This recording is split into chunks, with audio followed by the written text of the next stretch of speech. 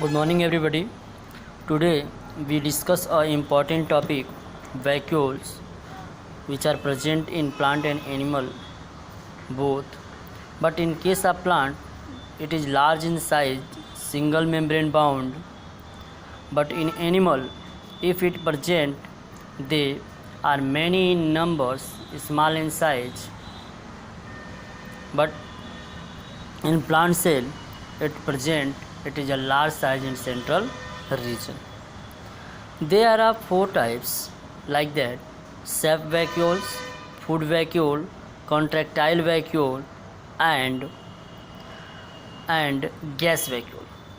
These are four types of vacuoles which are present in plant, and their function are different. Sap vacuoles, these are found in mainly in plant cell. In animals, very minute vacuolar bodies are present. These are large fluid-filled vacuoles which separate from the cytoplasmic contents by a thin membrane called tonoplast. What is tonoplast? Tonoplast is the outer membrane of vacuoles.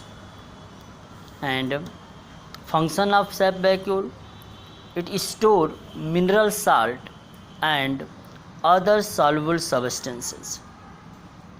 Other function, the solute dissolved in the sap maintain the osmotic behavior of the cells.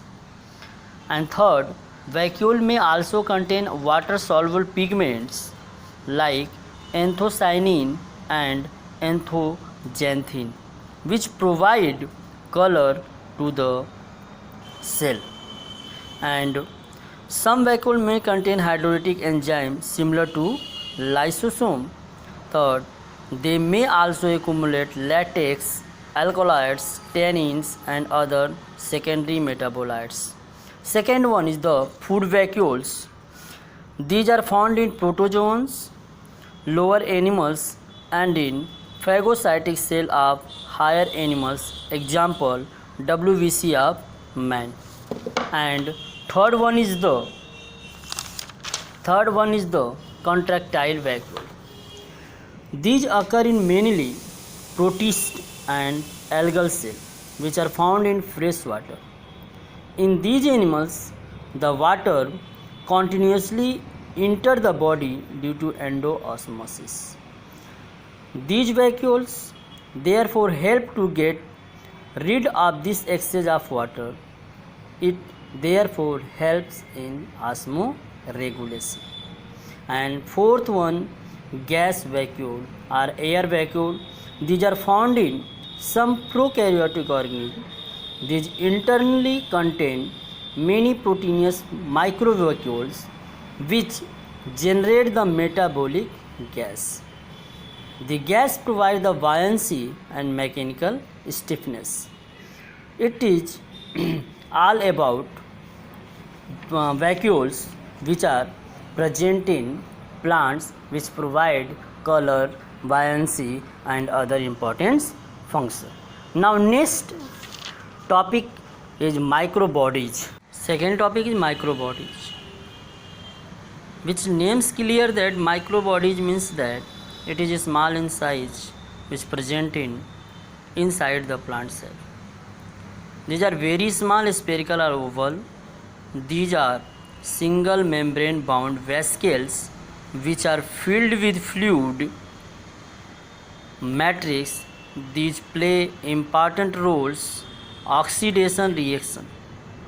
Other than those of respiration, two important type of microbodies are peroxisomes and glyoxysomes.